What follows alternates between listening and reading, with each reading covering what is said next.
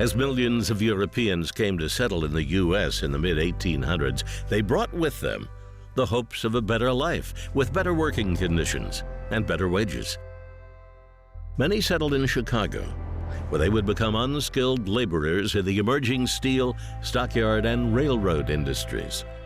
So you've got this scene set in the late 1860s into the early 1870s of people who had never, often people who had never really worked in bigger industries because they're new, they're brand new. And the question of how are the people who own those businesses and the workers going to relate? How much should they get paid? How should they negotiate their work day, their work lives?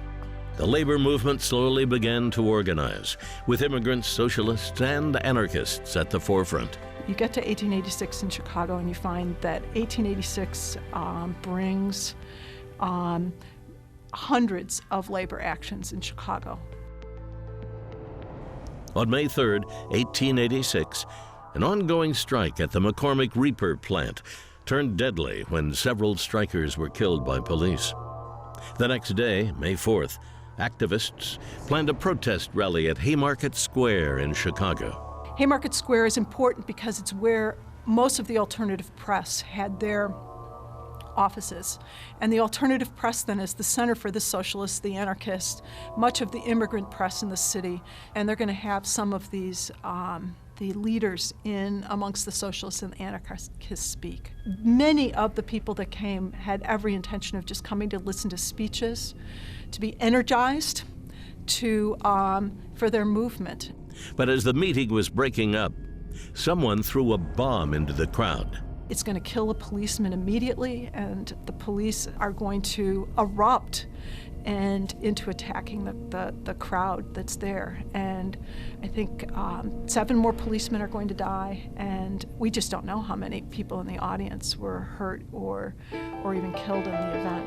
Police quickly rounded up suspects. The Haymarket really polarizes constituencies in Chicago, and it pits native-born businessmen against immigrant workers and makes everybody deeply suspicious. And that those people that get identified as the perpetrators here are the anarchists in particular.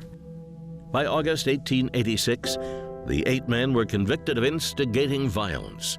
1 defendant committed suicide in jail. 4 men were hanged, and the remaining 3 were pardoned. Historians are arguing right down to the present about how fair that trial was. Today, those same men are viewed by some as martyrs. Another monument honors the police who died at Haymarket. And the Haymarket Memorial, which commemorates the birthplace of the American labor movement, is now a historic landmark which stands in the same spot those speakers did that night on May 4th, 1886.